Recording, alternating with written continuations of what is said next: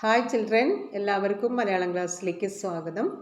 നമ്മളിന്ന് പഠിക്കാൻ പോകുന്നത് 7ാം ക്ലാസ്സിൻ്റെ അടിസ്ഥാന പാഠാവലിയിലെ ആദ്യ യൂണിറ്റായ കതിർ ചൂടും നാടിൻ പെരുമകൾ എന്ന യൂണിറ്റിൽ വരുന്ന ഗ്രാമശ്രീകൾ എന്ന പാഠഭാഗമാണ്. പാഠഭാഗം വായിക്കുന്ന വീഡിയോ അപ്ലോഡ് ചെയ്തിട്ടുണ്ട്, അതൊന്ന് കേൾക്കുക. ഇതിൽ നിന്ന് ഏത് ചോദ്യത്തിന് ഉത്തരവും നിങ്ങൾക്ക് നിഷ്പ്രയാസം എഴുതാൻ പറ്റുന്ന രീതിയിലാണ് ഈ പാഠഭാഗം ഞാൻ നിങ്ങൾക്കായി പറഞ്ഞു തരുന്നത്. ഈ റിവിഷൻ്റെ ഭാഗമായിട്ട് ഞാൻ വിശദീകരിച്ചൊന്ന് നിങ്ങൾക്ക് വേണ്ടി ചെയ്യുന്നതാണ്. അപ്പോൾ നിങ്ങൾ എങ്ങനെയാണോ ഇത് ക്ലാസ്സിലൊരു പാഠഭാഗം നിങ്ങൾ ടീച്ചർ പറയുന്നത് കേട്ട് പഠിച്ചെടുക്കുന്നത്, അതുപോലെ തന്നെയാണ് ഇപ്പോൾ നിങ്ങൾ കേൾക്കാൻ പോകുന്നത്. അപ്പോൾ ടെക്സ്റ്റ് ബുക്കിൽ മാത്രം ശ്രദ്ധിക്കുക, ടെക്സ്റ്റ് ബുക്ക് എടുത്ത് വന്നിട്ട് ഇത് കേൾക്കുക, മോണിറ്റർ ശ്രദ്ധിക്കുകയും വേണ്ട. പിന്നെ ഞാൻ പറയുന്നത് കേൾക്കുമ്പോൾ അത്യാവശ്യം വേണ്ടുന്ന കാര്യങ്ങൾ ബുക്കിൽ കുറിച്ച് വയ്ക്കുക. എന്താ, റെഡിയല്ലേ? പാഠഭാഗം യൂണിറ്റ് തുടങ്ങുന്നത് ഇങ്ങനെയാണ്: കതിർ ചൂടും നാടിൻ പെരുമകൾ. എങ്ങനെയാണ് നമ്മുടെ നാട്? പച്ചപ്പ് നിറഞ്ഞ ഹരിതാഭമായ അല്ലെങ്കിൽ ഹരിത സമൃദ്ധിയാൽ നിറഞ്ഞതാണ് നമ്മുടെ നാട്. നമ്മുടെ നാടിൻ്റെ സംസ്കാരമാണ് കൃഷി. നാടിൻ്റെ കതിരാണ്, പ്രകാശമാണ് കൃഷി. ഇവിടെ സൂര്യരശ്മിയാൽ ചിതറി വീഴുന്ന പ്രകാശം എല്ലായിടത്തും പരക്കുന്നത് പോലെ നെൽക്കതിർ നാടിൻ്റെ പെരുമയെ വിളിച്ചറിയിക്കുന്നു. നെൽകൃഷിയാണ്. കേരളീയരുടെ മുഖ്യ ആഹാരം എന്താണ്? അരിയാഹാരമാണ്. അത് നെൽകൃഷിയിലൂടെയാണ്, നെല്ല് കൃഷി ചെയ്തിട്ടാണ്, അതിൽ നിന്ന് കിട്ടുന്ന ധാന്യമാണ്, അരിയാണ് നമ്മൾ ആഹാരമായിട്ട് കഴിക്കുന്നത്. അതെല്ലാവർക്കും അറിയുന്ന കാര്യമാണ്, അല്ലേ? ഇതിനോട് ഒപ്പം കൊടുത്തിരിക്കുന്ന 2 ചിത്രങ്ങൾ നിങ്ങൾ കണ്ടല്ലോ. പുരസ്കാര നിറവിൽ കിട്ടിയ അല്ലെങ്കിൽ അഭിമാനപൂർവ്വം കുട്ടികൾ ഏറ്റുവാങ്ങിയ പുരസ്കാരങ്ങളാണ്. അതായത് അംഗീകാരങ്ങളും പുരസ്കാരങ്ങളൊക്കെ അത് നേടുന്നവർക്ക് സന്തോഷവും കാണുന്നവർക്ക് പ്രചോദനവുമാണ്, ഇല്ലേ? ഇവിടെ ഇതാ കുട്ടി കർഷകർക്ക് സംസ്ഥാന തലത്തിലുള്ള കർഷക അവാർഡ് ലഭിച്ചിരിക്കുകയാണ്. വിദ്യാർത്ഥികൾക്ക് വേണ്ടി സംസ്ഥാന സർക്കാർ ഏർപ്പെടുത്തിയ കർഷക പ്രതിഭ, കർഷക തിലകം, അങ്ങനെയുള്ള പുരസ്കാരങ്ങൾ. അതായത് പുതുതലമുറയ്ക്ക് കൃഷിയെ സുപരിചിതമാക്കുക, കുട്ടികളിൽ കൃഷിയിൽ ആഭിമുഖ്യം വളർത്തുക, മണ്ണിനെയും കാർഷിക മേഖലയെയും കുറിച്ച് കുട്ടികൾക്ക് ഒരു ധാരണയുണ്ടാക്കുക, അതിലുപരി അധ്വാനത്തിൻ്റെ മഹത്വം മനസ്സിലാക്കുക. ഇനി നമുക്ക് പാഠഭാഗത്തിലേക്ക് കടക്കാം. പാഠഭാഗത്തിൻ്റെ പേരെന്താണ്? ഗ്രാമശ്രീകൾ.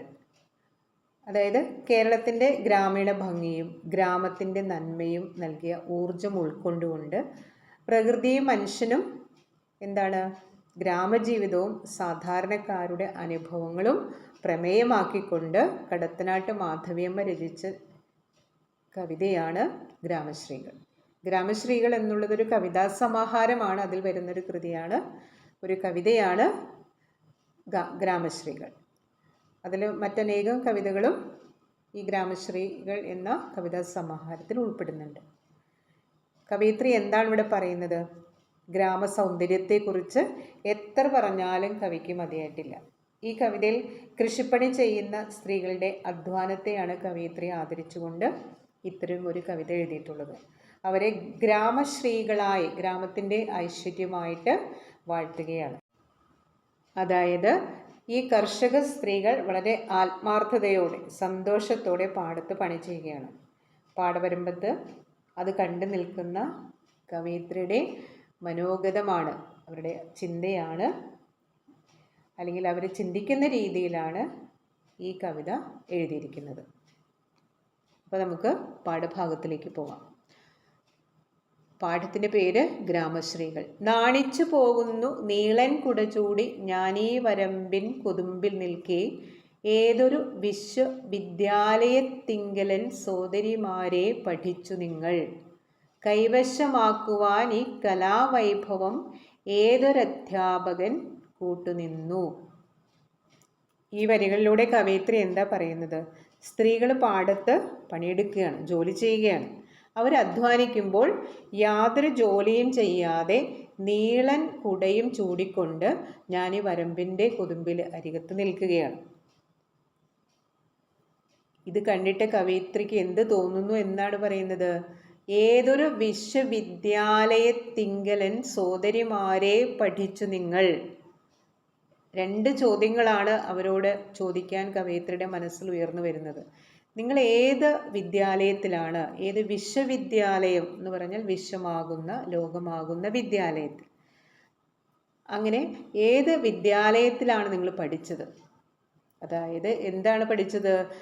കൈവശമാക്കുവാൻ ഈ കലാവൈഭവം ഏതൊരധ്യാപകൻ കൂട്ടുനിന്നു. ഈ കലാവൈഭവം, നിങ്ങളുടെ കലാസാമർഥ്യം, നിങ്ങളുടെ ഈ പണിയിലുള്ള വൈദഗ്ധ്യം, ആ മികവ് നിങ്ങൾ എവിടെ നിന്നാണ് കൈവശപ്പെടുത്തിയത് അല്ലെങ്കിൽ സ്വന്തമാക്കിയത്?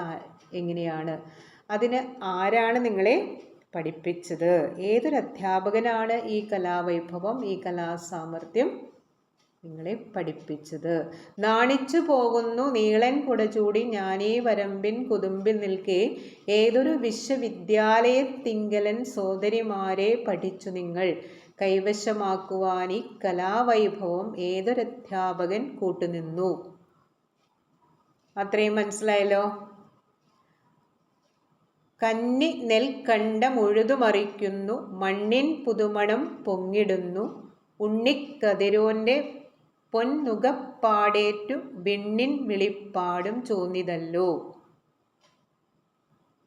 അങ്ങേലും ഇങ്ങേലും പെണ്ണുങ്ങൾ പാഞ്ഞണീറ്റന്യോന്യം ചൊല്ലി വിളിക്കയായി. വേലിപ്പടർപ്പിലെ പച്ചിലച്ചാർത്തിങ്കൽ ഓലക്കിളികൾ ചിലച്ചിടുന്നു. കർഷകൻ കന്നി നെൽക്കണ്ടം, നെൽപ്പാടം ഉഴുതുമറിക്കുമ്പോൾ മണ്ണിൻ്റെ പുതുമണം പൊങ്ങിടുകയാണ്. ആദ്യമായിട്ട് മഴ പെയ്യുമ്പോൾ മണ്ണിൻ്റെ ഗന്ധം നിങ്ങൾ അനുഭവിച്ചിട്ടുണ്ടോ? ആദ്യമായിട്ട് കടുത്ത വേനലൊക്കെ കഴിഞ്ഞ് വേനൽ മഴയിലോ ഒക്കെ ഇടയ്ക്കൊരു മഴ വരും. ആ സമയത്തുള്ള മണ്ണിൻ്റെ ഗന്ധം നിങ്ങൾ അറിഞ്ഞിട്ടുണ്ടോ, ആസ്വദിച്ചിട്ടുണ്ടോ, അല്ലെങ്കിൽ നിങ്ങൾക്കത് ഫീൽ ചെയ്തിട്ടുണ്ടോ എന്നാണ് ഞാൻ ചോദിച്ചിട്ടുള്ളത്. ഇവിടെ പറയുന്നത് എന്താണ്? കർഷകൻ കന്നി നെൽപ്പാടം ഉഴുതുമറിച്ചപ്പോൾ മണ്ണിൻ്റെ പുതുമണം എങ്ങും ഉയർന്നു. ഉണ്ണിക്കതിരോൻ എന്ന് പറഞ്ഞാൽ ഉദയസൂര്യൻ, പ്രഭാതത്തിൽ ഉദിച്ചുയരുന്ന പ്രഭാത സൂര്യൻ. പ്രഭാതത്തിൽ അതിരാവിലെ എഴുന്നേറ്റാലും മാത്രമേ നമുക്ക് നമ്മുടെ നഗ്ന നേത്രങ്ങളെ കൊണ്ട് സൂര്യനെ നമുക്ക് ആ സൂര്യബിംബത്തെ, ചുവന്നു തുടുത്ത സൂര്യബിംബത്തെ നമുക്ക് കാണാൻ സാധിക്കുകയുള്ളൂ. രാവിലെ എഴുന്നേൽക്കണം അതിനുവേണ്ടി. ഉണ്ണിക്കതിരോന്റെ പൊന്നുകപ്പാടേറ്റു വിണ്ണിൻ വിളിപ്പാടും ചോന്നിതല്ലോ. ഈ വരികളിൽ എന്താ പറയുന്നത്? ചുവന്ന കിരണങ്ങളേറ്റ് ആകാശമാകുന്ന പാടവും ചുവന്നു തുടുത്തു. അതായത് പ്രഭാതമായി എന്നാണ്. താഴെ ഉഴുതുമറിച്ച കണ്ടം, ആ മണ്ണിൻ്റെ നിറം ഒരിളം ചുവപ്പാണ്. ആകാശമാകുന്ന പാടവും എങ്ങനെയാണ്? ചുവപ്പാർന്നിരിക്കുന്നു. പ്രഭാത സൂര്യൻ ഉദയസമയത്തും അസ്തമയ സമയത്തും ആകാശം എങ്ങനെയാണ്? വളരെ കളർഫുള്ളാണ്. വിവിധ വർണ്ണങ്ങളെ കൊണ്ട് ചുവപ്പും ഓറഞ്ചും എല്ലാം കലർന്ന മനോഹരമായിട്ടുള്ള ആകാശ കാഴ്ചയാണ് അല്ലേ? അപ്പോൾ അതുകൊണ്ടാണ് നമ്മൾ കടൽ തീരത്ത് ബീച്ചിലൊക്കെ പോയിട്ട് സൺസെറ്റും സൺറൈസൊക്കെ നമ്മൾ കാണാൻ ശ്രമിക്കുന്നത്. അത് ശരിയായ രൂപത്തിൽ നമുക്ക് കാണാൻ വേണ്ടിയിട്ട് ഇല്ലേ? അപ്പോൾ ചുവന്ന കിരണങ്ങളേറ്റ് ആകാശമാകുന്ന പാടവും ചുവന്നു തുടുത്തു. ഇനി എന്താ അടുത്ത വരിയിൽ എന്താ പറയുന്നത്? അങ്ങേലും ഇങ്ങേലും പെണ്ണുങ്ങൾ പാഞ്ഞണീറ്റന്യോന്യം ചൊല്ലി വിളിക്കുകയായി. നേരം പുലർന്നതേയുള്ളൂ. അവർ അങ്ങോട്ടും ഇങ്ങോട്ടും ഓരോ അയൽവീട്ടുകളിൽ നിന്ന് പരസ്പരം പേര് ചൊല്ലി വിളിക്കുകയാണ്. എന്തിനു വേണ്ടി? അവർക്ക് പാടത്ത് പണി ചെയ്യുവാനായിട്ട്. അത് രാവിലെ നേരം പുലർന്നതേയുള്ളൂ. അപ്പോഴേക്കും അവരെന്ത് ചെയ്യാൻ പോവുകയാണ്? പാടത്ത് പണിക്ക് തയ്യാറാവുകയാണ്. അവർ പരസ്പരം പേരുകൾ ചൊല്ലി വിളിച്ച് പാടത്ത് പാഞ്ഞെത്തിക്കഴിഞ്ഞിരിക്കുകയാണ്. വേലിപ്പടർപ്പിലെ പച്ചിലച്ചാർത്തിങ്കൽ ഓലക്കിളികൾ ചിലച്ചിടുന്നു. ആ സമയത്ത് വേലിപ്പടർപ്പ്, അതിലെ പച്ചിലച്ചാർത്ത് ഇലകൾക്കിടയിൽ ഓലക്കിളികൾ ചിലച്ചുകൊണ്ടിരിക്കുകയാണ്. അപ്പോൾ രാവിലെ എഴുന്നേറ്റാലാണ് ഈ പക്ഷികളുടെ പലതരത്തിലുള്ള ശബ്ദങ്ങളും കാക്കയുടെ ശബ്ദവും അല്ലേ? എല്ലാ പക്ഷികളെക്കാളും മുമ്പ് എഴുന്നേൽക്കുന്നത് കാക്കയാണ്. അതാണ് കാക്കക്കരച്ചിലൂടെ നേരം പുലർന്നു എന്നൊക്കെ പറയുന്നത്. അപ്പോൾ ഇവിടെ നേരം പുലർന്നു. ഈ കർഷക സ്ത്രീകൾ എല്ലാവർക്കും മുന്നേ, അതായത് മറ്റെല്ലാവരും ഉണർന്ന് എഴുന്നേൽക്കുന്നതിന് മുൻപ് തന്നെ പാടത്ത് പണിക്ക് പോകാൻ ചെന്നിക്കൽ കെട്ടിച്ചെരിച്ചു നിർത്തിയ ചെമ്മേലും കുന്തള ബന്ധങ്ങളിൽ തുമ്മാഞ്ചെരുതി ഉടുകുടത്തുമ്പുകൾ ഒന്നു മേലാക്കം കയറ്റിക്കുത്തി കാല് പുതയും വരമ്പത്തെ പാഴ്ചളിത്താരയിൽ താമരത്താർ വിടർത്തി. തലമുടി നെറ്റിയുടെ ഒരു വശത്ത് ചെരിച്ചു കെട്ടി. കുന്തളബന്ധം എന്ന് പറഞ്ഞാൽ തലമുടി കെട്ടാണ്. തലമുടി കെട്ടി മടിയിൽ മുറുക്കാൻ പൊതി തിരികെ വെച്ചു.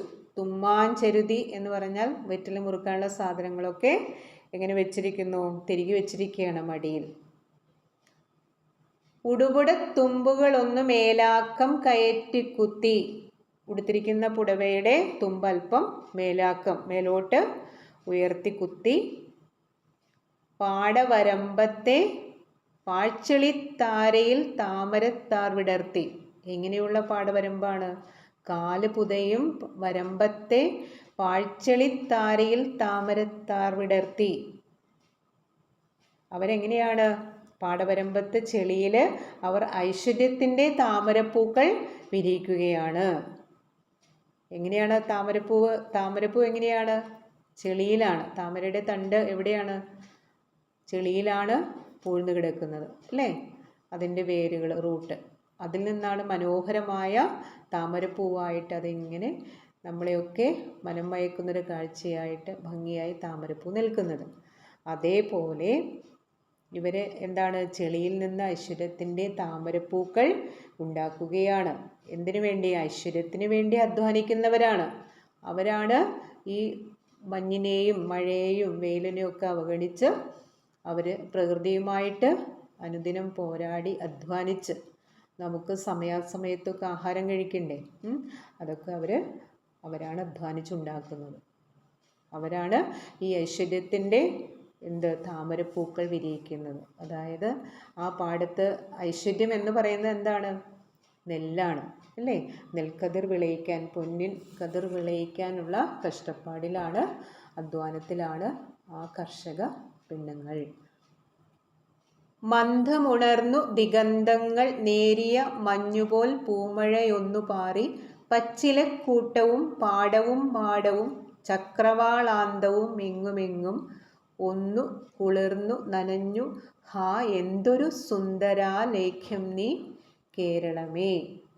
മനോഹരമായ വരികളിലൂടെയാണ് കവയിത്രി ആ പ്രകൃതി ഭംഗിയെ, നമ്മുടെ കേരള നാടിൻ്റെ പച്ചപ്പിനെ ഇവിടെ വർണ്ണിച്ചിരിക്കുന്നത്. എങ്ങനെയാണ്? ദിഗന്ധങ്ങൾ മന്ദമുണർന്നു, അതായത് ദിക്കുകൾ സാവധാനം ഉണർന്നു. നേരം പുലർന്നു അല്ലേ? എല്ലായിടത്തും ഒച്ചനക്കൊക്കെ ആയി, എല്ലായിടത്തും ഉദയസൂര്യൻ കടന്നു വന്നു, പാടത്ത് ജോലി തുടങ്ങി, എല്ലായിടത്തും നാല് ചുറ്റുപാടും ദിഗന്ധങ്ങൾ എന്ന് വെച്ച ദിക്കുകളൊക്കെ ഉണർന്നു. നേരിയ മഞ്ഞുപോൽ പൂമഴയൊന്നു പാറി. നേരിയ മഞ്ഞു പോലെ ഒരു പൂമഴ, ഒരു ചെറിയൊരു മഴയൊന്ന് ചാറി. പച്ചിലക്കൂട്ടവും പാടവും മാടവും ചക്രവാളാന്തവും എങ്ങുമെങ്ങും ഒന്നു കുളിർന്നു നനഞ്ഞു. മരങ്ങളും പാടവും കുടിലുകളും ചക്രവാളവുമെല്ലാം, ചക്രവാളം എന്ന് വെച്ചാൽ ആകാശസീമ, ആകാശത്തിൻ്റെ അതിര്, എല്ലാം ഒന്ന് കുളിർന്ന് നനഞ്ഞു. അങ്ങനെ നനഞ്ഞ് മഞ്ഞണിഞ്ഞ് നിൽക്കുന്നത് പോലെ സുന്ദരമായ ആ കേരള ഭൂമി. നീ എത്ര സുന്ദരിയാണ്! ഹാ എന്തൊരു സുന്ദരാലേഖ്യം നീ കേരളമേ. നീ എത്ര മനോഹരമായൊരു ചിത്രമാണ്. സുന്ദരാലേഖം, ആലേഖ്യം എന്ന് പറഞ്ഞാൽ എന്താ? ചിത്രരചനയാണ്. സുന്ദരാലേഖ്യം എന്ന് പറഞ്ഞാൽ സുന്ദരമായ ഒരു ചിത്രം പോലെ, മനോഹരമായൊരു ചിത്രം പോലെ എന്താണ്? നീ ശോഭിക്കുന്നു. എന്തൊരു ഭംഗിയാണ് നിന്നെ കാണാൻ. നമ്മുടെ നാടിനെ പുകഴ്ത്തുന്ന, അതിൻ്റെ ഭംഗിയെ വാഴ്ത്തുന്ന വരികളാണിത്. കേരളമേ നീ എത്ര മനോഹരമായൊരു ചിത്രമാണ്. കേരളത്തെക്കുറിച്ചുള്ള വർണ്ണനയാണ് കവി ഇവിടെ പറയുന്നത്. അപ്പോൾ സുന്ദരാലേഖ്യം എന്ന് പറയുന്നത് ആരെയാണ്? നമ്മുടെ നാടിനെയാണ്. മന്ദമുണർന്നു ദിഗന്ധങ്ങൾ നേരിയ മഞ്ഞുപോൽ പൂമഴയൊന്നു പാറി പച്ചിലക്കൂട്ടവും പാടവും മാടവും ചക്രവാളാന്തവും എങ്ങുമെങ്ങും ഒന്നു കുളിർന്നു നനഞ്ഞു ഹാ എന്തൊരു സുന്ദരാലേഖ്യം നീ കേരളമേ. മനസ്സിലായല്ലോ? കിക്കിളി കൂട്ടി ഉഴവുചാലിൽ കൂടി പൊക്കിള പൊന്തും വയൽ ചെളിയിൽ മന്ദമിറങ്ങി നിരന്നു നിലകൊണ്ടു പെണ്ണുങ്ങൾ മണ്ണിന്നരുമ മക്കൾ കൈകൾ കിണഞ്ഞു പണികയായി ഞാറിന്മേൽ കാൽകൾ ചെളിയിൽ കുതിക്കയായി താഴെ വയലിൽ നിരയായി നീലനീരാളം വിരിയുകയായി. ഒന്നുകൂടി വായിക്കാം. കിക്കിളി കൂട്ടി ഉഴവുചാലിൽ കൂടി പൊക്കിള പൊന്തും വയൽ ചെളിയിൽ മന്ദമിറങ്ങി നിരന്നു നിലകൊണ്ടു പെണ്ണുങ്ങൾ മണ്ണിന്നരുമ മക്കൾ കൈകൾ കിണഞ്ഞു പണികയായി ഞാറിന്മേൽ കാൽകൾ ചെളിയിൽ കുതിക്കയായി താഴെ വയലിൽ നിരയായി നീലനീരാളം വിരിയുകയായി. എന്താണ് ഈ വരിയുടെ അർത്ഥം? അതായത് നീർക്കുമിളകൾ, വെള്ളത്തിൻ്റെ കുമിളകൾ പൊത്തുന്ന വയൽപ്പാളിയിലേക്ക്, ഉഴുതുമറിച്ചിട്ടിരിക്കുന്ന ആ വയൽപ്പാളിയിലേക്ക് പതുക്കെ ഇറങ്ങി ജോലി ചെയ്യാൻ കർഷക സ്ത്രീകൾ നിരന്നു നിൽക്കുകയാണ്. അവർ മണ്ണിൻ്റെ അരുമ മക്കളാണ്. അതാണ് ഇവിടെ പറയുന്നുണ്ടല്ലോ, പെണ്ണുങ്ങൾ മണ്ണിനരുമ മക്കൾ. അവർക്ക് മണ്ണിന്, ഈ നാടിന്, ഈ പ്രകൃതിക്ക് ഏറ്റവും ഇഷ്ടപ്പെട്ട മക്കളാണ് ആര്? ഏറ്റവും പ്രിയപ്പെട്ടവരാണ് ഈ കർഷക സ്ത്രീകൾ. കാലുകൾ ചെളിയിൽ താഴ്ത്തി അവർ വേഗത്തിൽ ഞാറുകൾ നട്ട് മുന്നേറുകയാണ്. നിങ്ങൾ അതായത് വയലുകളും അല്ലെങ്കിൽ കൃഷി ചെയ്യുന്ന അവസരത്തിൽ പാടം ഉഴുതുമറിക്കുന്നതും ഞാറ് നടുന്നതും രംഗങ്ങളൊക്കെ അല്ലെങ്കിൽ അങ്ങനെയുള്ള കാഴ്ചകളൊക്കെ നിങ്ങൾ കണ്ടിട്ടുണ്ടാവുമെന്ന് വിചാരിക്കുന്നു. അല്ലെങ്കിൽ അറ്റ്ലീസ്റ്റ് സിനിമയിലെങ്കിലും നിങ്ങൾ കണ്ടിട്ടുണ്ടാവും അല്ലേ? അങ്ങനെ ഒരുപാട് സിനിമകൾ കൃഷിയും അല്ലെങ്കിൽ ഈ പാടവും പച്ചപ്പൊക്കെ ആയിട്ട് വരുന്ന സിനിമകളൊക്കെ ഉണ്ട്. നിത്യജീവിതത്തിൽ ഇത് നിങ്ങളുടെ ചുറ്റും കണ്ടിട്ടില്ല എങ്കിൽ അപ്പോൾ അറിയാമല്ലോ, അവർ ആ ചെളിയിൽ കാൽ പൂണ്ട് അവർ കുനിഞ്ഞു നിന്ന് ആ ഞാറ് നടുന്ന ഒരു കാഴ്ചയാണ്. അവിടെ വെയിലും മഴയും ഒന്നും അവർ ഒഴിവാക്കുന്നില്ല. എല്ലാം ഏറ്റുകൊണ്ട് അധ്വാനത്തിൻ്റെ മഹത്വം ഈ നാടിനെ ഐശ്വര്യത്തിൻ്റെ പൊന്നണിയിക്കാൻ വേണ്ടി അവർ കഷ്ടപ്പെടുകയാണ്. അങ്ങനെ അവർ ഞാറ് നട്ട് മുന്നേറുകയാണ്. വയലിൽ നിരനിരയായി ഞാറുകൾ നട്ടു പോകുന്നതിനെയാണ് നീലനീരാളം വിരിയുകയായി. മനോഹരമായ ഒരു കസവ്, ഒരു പട്ട് ചേല വിരിച്ചതുപോലെ ഇവിടെ ഞാറ് നട്ട് പോകുന്നതിനെയാണ് പറഞ്ഞിരിക്കുന്നത്. നിരനിരയായിട്ട് ഞാറുകൾ നട്ടു പോകുന്നതിനെയാണ് നീലക്കസവ് വിരിച്ചതുപോലെയാണെന്ന് കവി ഇവിടെ വർണ്ണിക്കുന്നത്. അപ്പോൾ നീലനീരാളം വിരിയുകയായി എന്ന് പറഞ്ഞാൽ എന്താണ്? ഞാറ് നടുന്നതിനെ കുറിച്ചുള്ള കാര്യമാണ്. നിരനിരയായി നട്ടുപോകുന്ന ഞാറുകൾ, അത് ദൂരെ നിന്ന് ഉള്ള കാഴ്ചയിൽ എങ്ങനെ തോന്നും? നമുക്ക് നീലപ്പട്ട് വിരിച്ചതുപോലെ തോന്നും. നമ്മളിപ്പോൾ ഹിൽ സൈഡിലൊക്കെ പോകുമ്പോൾ ദൂരേക്ക് അല്ലെങ്കിൽ വനപ്രദേശങ്ങളിലേക്ക് ദൂരേക്ക് നമ്മളുടെ കാഴ്ച ഒരു ഇരുണ്ട പച്ചയും നീലയും കലർന്ന നിറമാണ്, പച്ചപ്പിൻ്റെ നിറം ദൂരക്കാഴ്ച. അപ്പോൾ ഞാറ് നട്ട് ആ കൃഷിയിടത്തിലേക്ക് നോക്കുമ്പോൾ നീലപ്പട്ട് വിരിയിച്ചതുപോലെ കിടക്കുകയാണ്. മനസ്സിലായി കാണുമെന്ന് വിചാരിക്കുന്നു. അടുത്തവർ ശ്രദ്ധിക്കൂ. വായുവിൽ കേരള വീരാവദാനങ്ങൾ ആലോല നർത്തനമാടുകയായി സന്തത തൂലിക സാഹചര്യം കൊണ്ടു നൊന്തുമരവിച്ച മൽക്കരമേ മഞ്ജുളമിക്കലാസൃഷ്ടിക്കു മുമ്പിലായി അഞ്ജലി അർപ്പിക്ക ഭക്തിപൂർവം ചേർക്കുണ്ടിൽ താഴ്ത്തുമി തൂവിരൽ തുമ്പത്രേ നാട്ടിൻ്റെ നന്മകൾ നെയ്തെടുപ്പു. ഇവിടെ പറയുന്നത് കേരളത്തിലെ വീരകഥകൾ പാഴ്ത്തിക്കൊണ്ടുള്ള, അതായത് നാടൻ പാട്ടുകൾ, വീരന്മാരുടെ പാട്ടുകൾ, നാടൻ പാട്ടുകൾ, അതായത് വാമൊഴിയായി പതിഞ്ഞു വന്ന പാട്ടുകൾ, ആരും എഴുതി വെച്ചതല്ല, തലമുറകളായി നമുക്ക് പകർന്നു കിട്ടിയ പാട്ടാണ്. അതിൽ കൃഷിപ്പാട്ടുണ്ട്, വടക്കൻ പാട്ട്, തെക്കൻ പാട്ട്, അങ്ങനെ ഒരുപാട് പാട്ടുകൾ വരുന്നുണ്ട്. അതായത് കൃഷിപ്പാട്ട് എന്ന് പറഞ്ഞാൽ ഈ കൃഷിക്കാർ അവരുടെ അധ്വാനഭാരം കുറയ്ക്കാൻ വേണ്ടി പാടുന്ന പാട്ടുകളാണ്. അപ്പോൾ ഇവിടെ അവർ പാട്ട് പാടിക്കൊണ്ടാണ് അവരുടെ വേല ചെയ്യുന്നത്. അപ്പോൾ കേരളത്തിലെ ആ വീരഗാഥകൾ പാടിക്കൊണ്ട് ആണ്, അല്ലെങ്കിൽ ആ നാടൻ പാട്ടുകൾ പാടിക്കൊണ്ടാണ് കർഷക സ്ത്രീകൾ ജോലി ചെയ്യുന്നത്. അവരുടെ ആ അധ്വാന ഭാരത്തിൻ്റെ വിഷമത, ബുദ്ധിമുട്ട് ഒഴിവാക്കാൻ വേണ്ടി. തൂലിക പിടിച്ചുകൊണ്ട്, ഇവിടെ പറയുന്നത് എന്താണ്? തൂലിക എന്ന് വെച്ചാൽ എഴുതാനുള്ള പേനയാണ്, അതായത് എഴുതാനുള്ള ഉപകരണമാണ്. അതായത് എഴുതുന്നതിനും ചിത്രം വരയ്ക്കുന്നതിനൊക്കെ പണ്ട് കാലത്ത് തൂവൽ കൊണ്ടാണ്, മഷിയിൽ തൂവൽ മുക്കിയിട്ടാണ് എഴുതിയിരുന്നത്. മനസ്സിലായോ? അപ്പോൾ അവിടെ ആ തൂലിക എന്ന് പറഞ്ഞ പേന എന്ന് നമുക്ക് ഈ കാലഘട്ടത്തിൽ നമുക്ക് ചിന്തിക്കാം. സന്തത തൂലിക സാഹചര്യം കൊണ്ട് നൊന്തു മരവിച്ച മൽക്കരമേ. ഇവിടെ കവിത്രി എന്താ പറയുന്നത്? തൂലിക പിടിച്ചുകൊണ്ട് കവിയുടെ കരങ്ങൾ നൊന്ത്, പേന പിടിച്ച് മരവിച്ചു പോയിരിക്കുന്നു. ഈ സ്ത്രീകളുടെ കലാസൃഷ്ടിക്ക് മുമ്പിൽ തൊഴുതു നിൽക്കുകയാണ് കവയിത്രി. മഞ്ജുളമി കലാസൃഷ്ടിക്ക് മുമ്പിലായി അഞ്ജലി അർപ്പിക്ക ഭക്തിപൂർവം. തൂലിക പിടിച്ച് എൻ്റെ കൈകൾ മരവിച്ചിരിക്കുന്നു. പക്ഷേ ഇവിടെ അത്യധികം ഒരു കലാവൈഭവമാണ്, ഒരു മികവാർന്ന ഒരു പ്രവർത്തനമാണ് ഈ കർഷക സ്ത്രീകൾ അവിടെ ഒരു മനോഹര ചിത്രമായിട്ട് ഈ കേരള ഭൂവിനെ എന്താണ് ഹരിതാഭമാക്കി തീർക്കാൻ, അല്ലെങ്കിൽ നെൽക്കതിരണിയിക്കാൻ, അല്ലെങ്കിൽ ഐശ്വര്യ സമൃദ്ധമാക്കാൻ വേണ്ടി അവർ ചെയ്യുന്നത്. അപ്പോൾ കവയിത്രിയുടെ ആ തൂലികയിൽ നിന്ന് വീഴുന്ന വാക്കുകളേക്കാൾ എന്താണ് മനോഹരമെന്നാണ് കവയിത്രി പറയുന്നത്. ഇവർ ചെയ്യുന്ന അത്രയും കലാവൈഭവം തനിക്കില്ല പോലും എന്ന് വേണമെങ്കിൽ കവയിത്രി ആ നിമിഷം ചിന്തിച്ചിട്ടുണ്ടാവാം. എൻ്റെ പേന പിടിച്ചെൻ്റെ വിരൽ എന്താണ് കൈകൾ നൊന്തു മരവിച്ചിരിക്കുകയാണ്. ഈ മനോഹരമായ വിരൽത്തുമ്പുകളാണ് നാടിൻ്റെ ഐശ്വര്യം. ഏത് വിരൽത്തുമ്പുകൾ?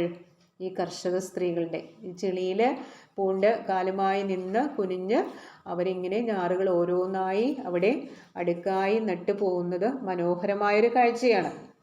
അത് കണ്ടിട്ടാണ് എന്ത് പറഞ്ഞത്? നീലക്കസവ് വിരിച്ചിരിക്കുന്ന മനോഹരിയായി മാറിയിരിക്കുന്ന കേരളഭൂമി. അവരുടെ മുന്നിൽ എന്താണ്? അഞ്ജലി അർപ്പിക്കുക. പൂപ്പുകയുമായിട്ട് ഞാൻ ഭക്തിപൂർവ്വം അവരെ അങ്ങേയറ്റം ഞാൻ ആദരിക്കുകയാണ്, അങ്ങേയറ്റം ഞാൻ ബഹുമാനിക്കുകയാണ് എന്നാണ് കവയിത്രി പറയുന്നത്. ചേർക്കുണ്ടിൽ താഴ്ത്തുമീ തൂവിരൽ തുമ്പത്രേ നാട്ടിൻ്റെ നന്മകൾ നെയ്തെടുപ്പു. ഇവരുടെ വിരൽ തുമ്പുകളാണ് നാടിൻ്റെ ഐശ്വര്യവും നന്മയും നെയ്തെടുക്കുന്നത്. അപ്പോൾ ഈ കവിതയിൽ എന്താണ് കവയിത്രി പ്രധാനമായിട്ടും പറയുന്നത്? എന്താണ്? സ്ത്രീകളുടെ അധ്വാനത്തിൻ്റെ മഹത്വമാണ്.